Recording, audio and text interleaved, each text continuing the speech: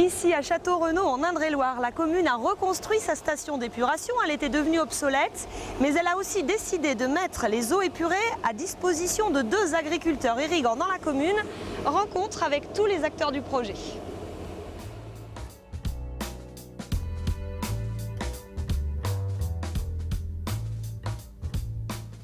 Le projet il part d'assez loin puisque le début remonte à plus d'une douzaine d'années. Le déterminant c'est le fait que la station d'épuration était en bout de course, donc il fallait la changer. Nos prédécesseurs à la municipalité ont fait appel au service de l'État pour faire un bilan, un diagnostic et puis commencer à faire une préévaluation des besoins.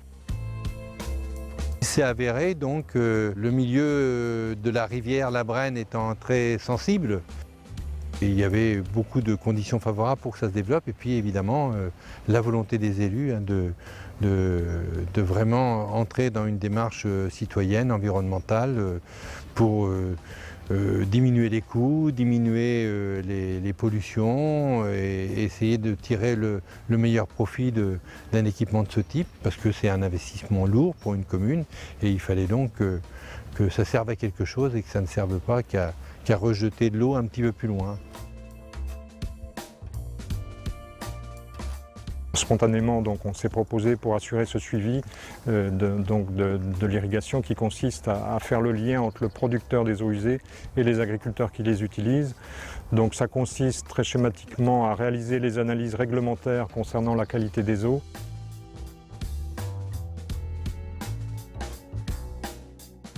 Plus le lien dans le cadre de réunions de chantier qu'on a à peu près tous les mois pour principalement définir la gestion qu'on va faire du bassin.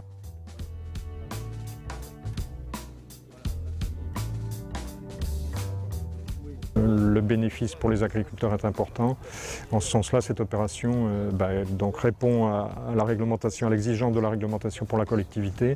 Elle répond à l'exigence des agriculteurs au sens où il y a un intérêt économique réel. Dans ce cadre-là, effectivement, elle est tout à fait significative et elle peut être répétée sur d'autres sites qui présenteraient les mêmes contraintes au départ, en tout cas les mêmes exigences de la réglementation.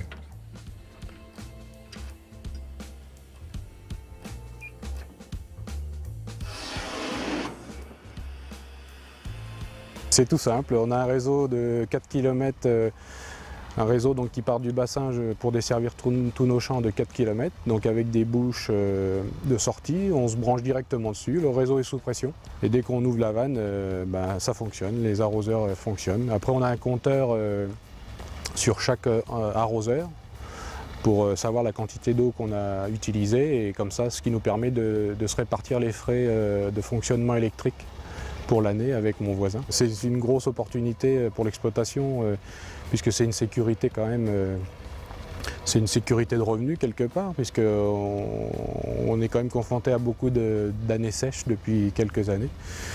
Et donc de pouvoir irriguer les champs et de sauver ces cultures, quelque part derrière c'est une sécurité au niveau du revenu.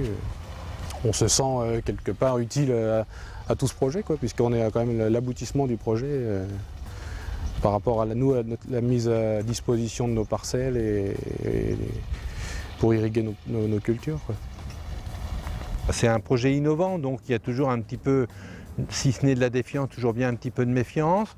Notre station d'épuration plus le système de réutilisation, budgétairement, financièrement, c'est une belle réussite. À partir de 2007, ça a pris vraiment son envergure et son envol et son essor pour la réalisation. Donc je pense que c'est un projet qui a été bien mené. Et il y a eu une appropriation collective du projet. Le secret et la recette, c'est bien homogénéiser l'ensemble.